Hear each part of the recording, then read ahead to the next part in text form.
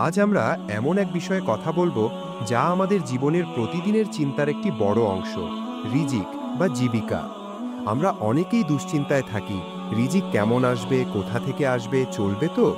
কিন্তু ইসলামে রিজিক নিয়ে চিন্তা করার আগে আমাদের জানা উচিত রিজিকের মালিক কে। আল্লাহ তাআলা বলেন, আসমান ও জমিনে যত জীবজন্তু আছে সকলের রিজিকের দায়িত্ব আল্লাহর ওপর।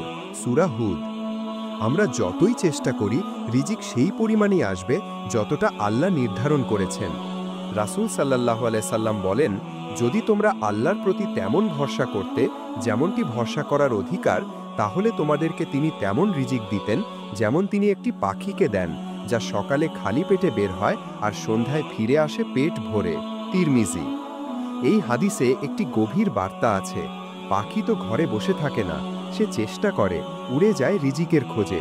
ঠিক তেমনই আমাদেরও চেষ্টা করতে হবে, পরিশ্রম করতে হবে, কিন্তু মনের মধ্যে ভয় ও দুশ্চিন্তা রাখা যাবে না। কারণ আল্লাহই রিজিক দাতা। আল্লাহর উপর ভরসা রাখা ঈমানের একটি গুরুত্বপূর্ণ দিক। তিনি বলেন, যে ব্যক্তি আল্লাহর উপর ভরসা করে তার জন্য তিনিই যথেষ্ট। সূরা তালাক। আমাদের রিজিকের উৎস হতে পারে চাকরি, ব্যবসা, কৃষি বা অন্য কিছু, কিন্তু মূল উৎস একটাই, আল্লাহ। আর তিনি আমাদের সৃষ্টির অনেক আগে থেকেই আমাদের রিজিক নির্ধারণ করে রেখেছেন। রাসূল সাল্লাল্লাহু আলাইহি সাল্লাম আরও বলেন, প্রত্যেক প্রাণীর রিজিক, তার মৃত্যু, আমল সবকিছু লেখা হয়ে গেছে। মুসলিম। এখন প্রশ্ন আসে, তবে কি আমরা চেষ্টা করব না? নিশ্চয়ই করব। ইসলাম চেষ্টা ও পরিশ্রমকে উৎসাহ দেয়। রাসূল সাল্লাল্লাহু আলাইহি সাল্লাম নিজেও ব্যবসা করতেন।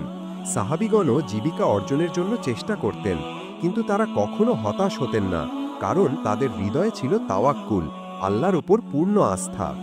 প্রিয় দর্শক, যদি আপনি আজ সংকটে থাকেন, আয় কম হয়, চাকরি না পান, তবে হতাশ হবেন না।